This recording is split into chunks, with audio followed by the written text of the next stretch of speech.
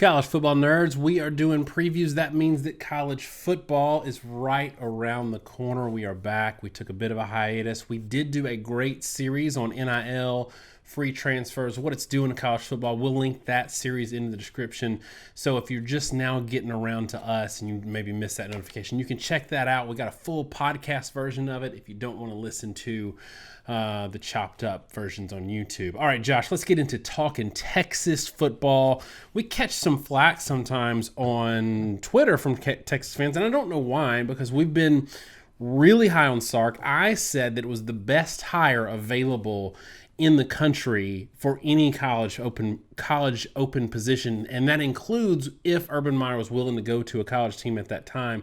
I thought Sark was the best hire. I'm still getting all kinds of slander because Sark didn't go undefeated last year, and people don't understand kind of what he inherited.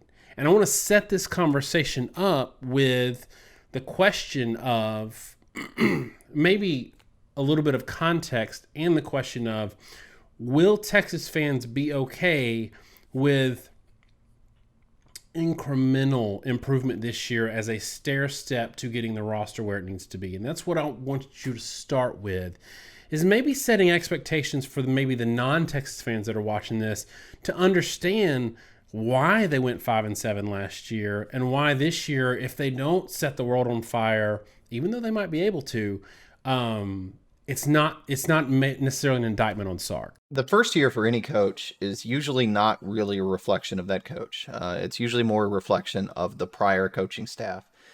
And what I mean by that is that when you see a coach that comes in and he sets the world on fire year one, usually that's an indication of either what the prior coach did right or did wrong in different circumstances. Give you one example. Auburn in 2013 makes the national title coming off a 5-7 year, or 5-7, 4-8, I forget which. And, Gus Malzahn's hailed as a genius. Now, I think Malzahn deserves a lot of credit for the fact that he installed a good system, the fact that he, came in with Nick Marshall, was sort of innovative, and made that title game. But at the same time, it really had more to do with how underutilized the roster was the year prior, but how talented they actually were. Auburn, really for the past couple decades, has never been anything less than a top 10, top 15 team in terms of overall talent. So the potential was there. When you look at some other schools that were successful, a lot of times it did piggyback on some relative amount of success. Nick Saban is the famous example that wins a national title in year 3.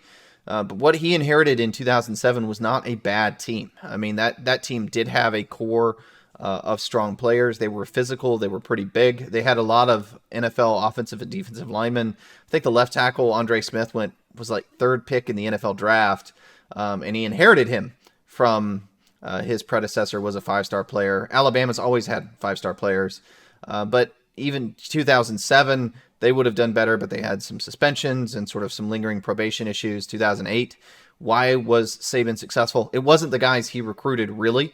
Those were guys that elevated a program that was still probably good enough to win 8 or 9 games on their own, mix them in with some freshman 5-stars, and you ended up with the result you had. And it really wasn't until 2009 that Alabama started to reflect more of the Saban recruited kind of guys. Up until that point, it was more Saban coaching up what had already been a strong roster. Why am I saying all that? I think Sark inherited a mess. This Texas football team, they may look like Tarzan, but they do play like Jane. And we talked about this a lot the last couple of years.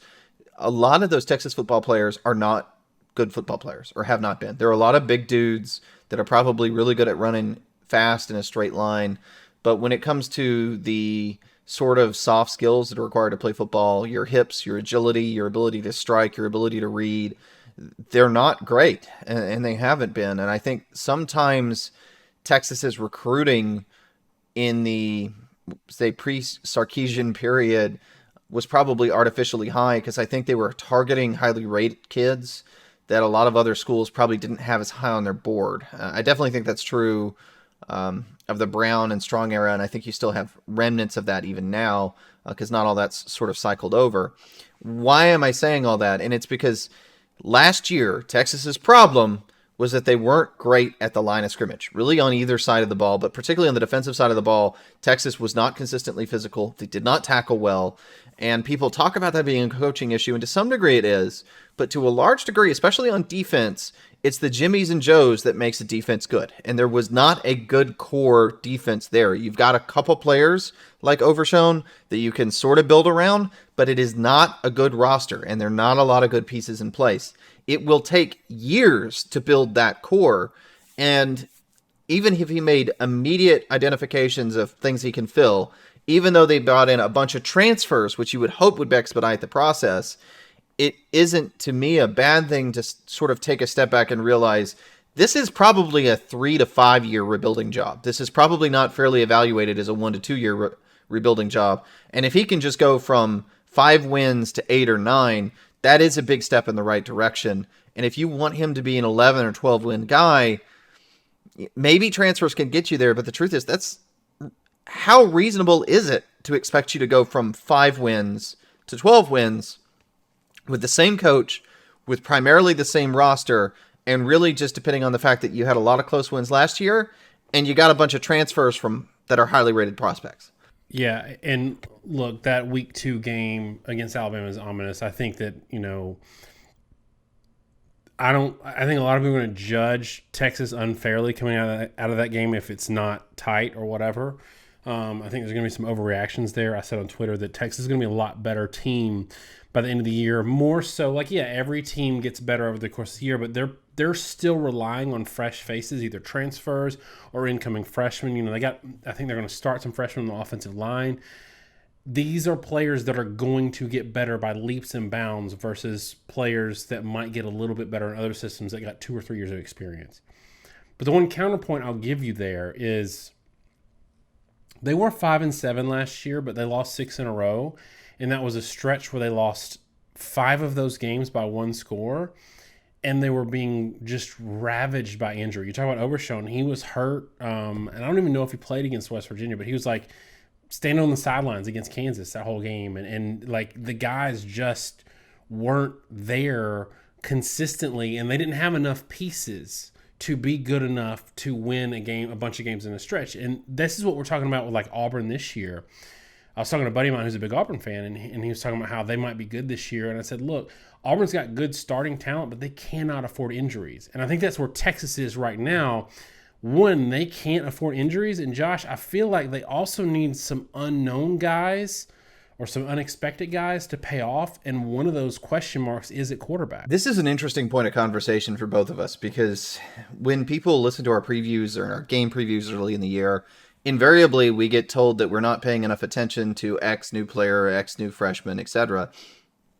And our stance has always been, in college football, you should never expect a freshman to make a serious impact in a game until you've seen him start to make an impact. Even the greatest freshman impact players that you can name did not take over a game 1. They usually, by usually I mean virtually always, come in and have a couple games where they're slow. Coaches have them limited. They're not the same player that they were. And it takes a while to break in that role. Even C.J. Stroud last year, we took some heat from various sources because we were critical of him at the beginning of the year. But the truth of the matter is he was not a very good quarterback game 1, really. He was decently good, but he was absolutely nothing like the guy he was at the end of the year. And we'll talk about probably in our Ohio State video. By the end of the season, we do think he was easily one of the best quarterbacks, maybe the best quarterback in the country. But he wasn't there game 1, game 2, game 3. And that's not even, Josh, that's not even mentioning the ones that don't pan out at all. These previews, we always get people attacking us for kids that if we went back and reviewed all the, checked the receipts, there's a lot of people getting at us in August about these guaranteed improvements at guaranteed positions because of freshmen that actually never even pan out at all. Right. And we say this because the Texas quarterback situation is one of the most unsettled key positions probably in football this year. And I think a lot of the hype comes from the expectation that Quinn Ewers will just win the job and take it over. But Ewers is a freshman. Now, he may be a redshirt freshman or whatever technicality it has in the COVID world. I'm not really sure how they're counting it these days. But his whole collegiate experience consists of 2 snaps that were handoffs. The guy's not played.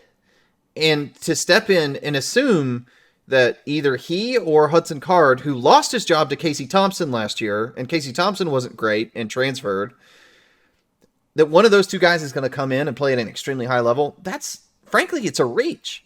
There are not many redshirt freshman quarterbacks that come in and are superstars day one.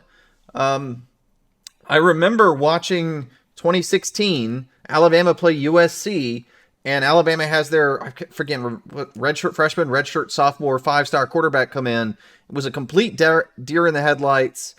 Absolutely nothing happened. That game was going nowhere, and they put in Jalen Hurts, and he kind of saved the day and then ended up taking over as a freshman.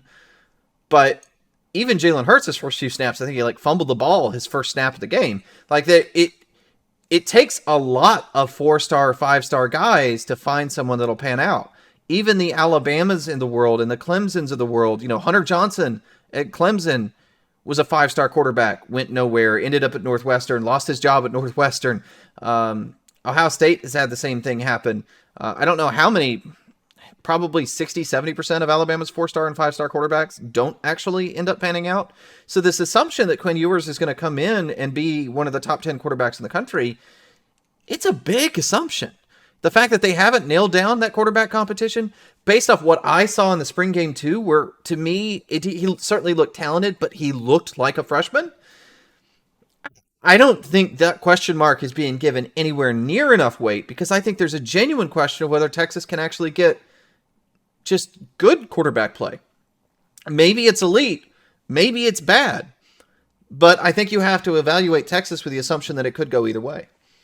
Card was hurt back stretch of the season last year too, and I think that year 1 to year 2 is a pretty big jump for quarterbacks. So I'm not entirely I don't disagree with you. I think Ewers may not be ready day 1 to take over the team, but that also could mean that Card has just taken another step in the right direction. They only had 3 games of 300 yards passing last year, all season. So I where you see it as a negative, I kind of feel like they went 5-7 last year and lost 5 one-score games, and the offense is not going to get worse. I'm super high on Nayor. I loved his film. I think he's going to be a good addition to that wide receiver room. Worthy's awesome. They had injuries at that position last year. So I think that there's a lot of question marks that might be settled if you just field a healthy Texas team. And then you look at Josh, not only did they go 5-7 last year with a lot of close losses, but I'm not sure that the teams they're playing this year are going to be better versions than the ones they played last year.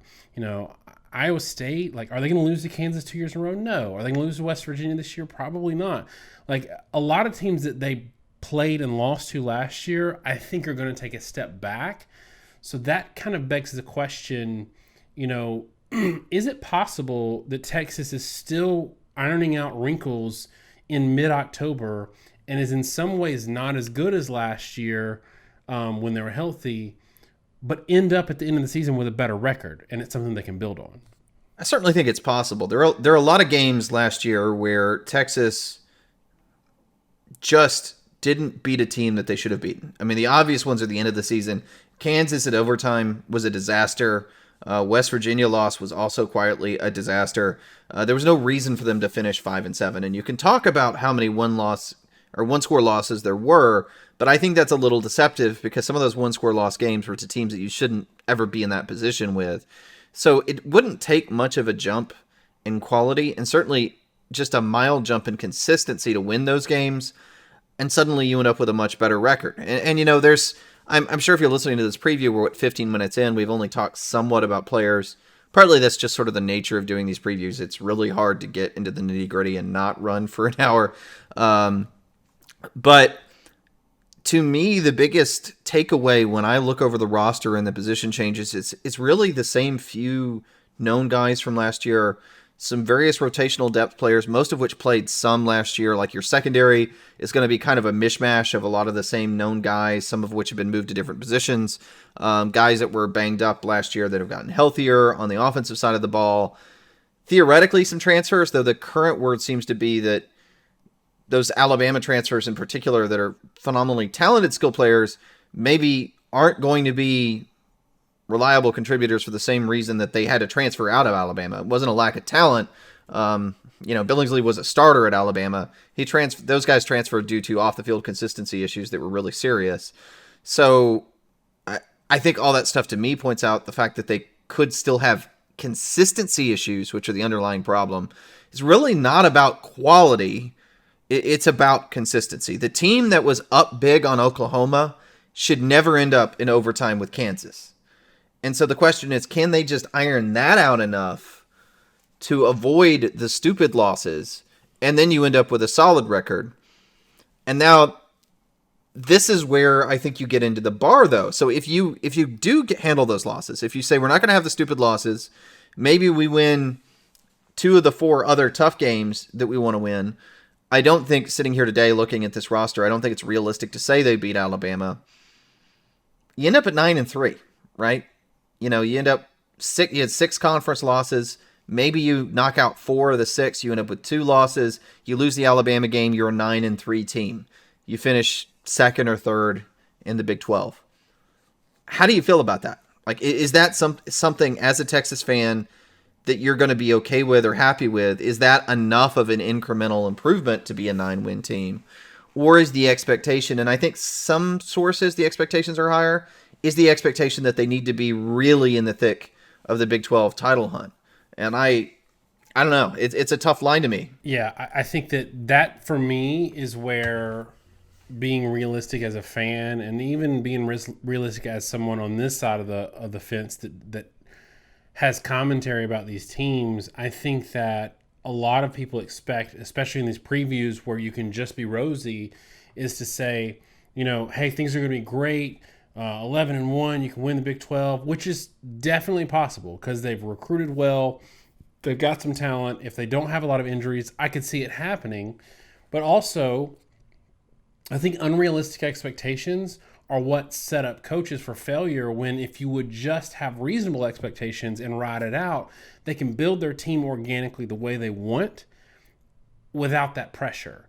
And I think if 9-3 with, like you said, the Alabama game, it's unrealistic to expect Texas to beat Alabama. They're going to be probably a 13-point underdog, I'd guess, maybe more. I don't know. Alabama's going to win that game comfortably. It's not a good matchup for them. Where Texas could beat some really good teams, Alabama's a bad matchup, especially the line of scrimmage. So you're already saying you're going to lose 2 more games, and are you going to be disappointed with that? If I'm a Texas fan right now, and y'all tell us in the comments, but if I'm a Texas fan right now, I'm taking 9-3 and putting that in the bank, because that's a huge stepping stone. I think 8-4 would be a good year for Texas, assuming they don't lose any of these knucklehead games. I think Baylor's going to be good. Oklahoma State's going to be good, so there's no shame in losing some of these games. 8-4 and a good bowl showing, 9-4, that's plenty of momentum going into next year. They can afford to play the NIL game. And we said within 3 years, Sark would win the Big 12 championship. I think that if they go 8-4 this year, they are well on track to hit that goal within 3 years. That's kind of where I'm at. And like you said, it's really easy for us to be rosy in these previews, and you'd paste it everywhere, talk about, look what these guys have to say about Texas, and they think Texas is the greatest thing ever. We know that this isn't really sexy and it doesn't sell, but we're just trying to be as honest as we can be with our overview. I think you're going to see a Texas team that has a lot of really young players on the field. When you're signing top 5 recruiting classes, you're headed in the right direction. And in my view, this isn't the year for Texas. It's probably next year. You've got whoever starts at quarterback is probably going to start at quarterback next year. Xavier Worthy is only a sophomore.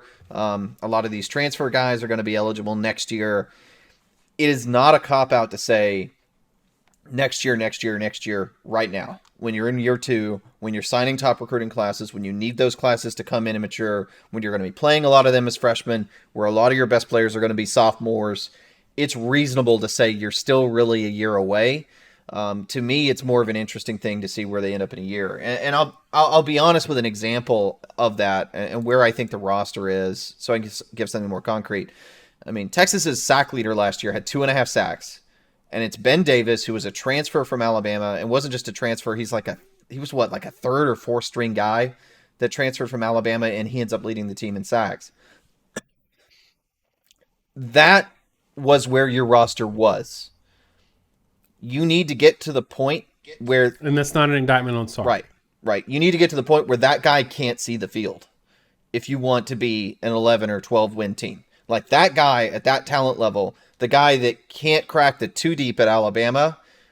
Yeah, Alabama's Alabama, but if you want to be an 11 win team, you got to have the kinds of guys, at least somewhere near that ballpark that Alabama has. And the kind of guy that can't crack the rotation as a senior for Alabama doesn't need to immediately come in and lead your team in sacks.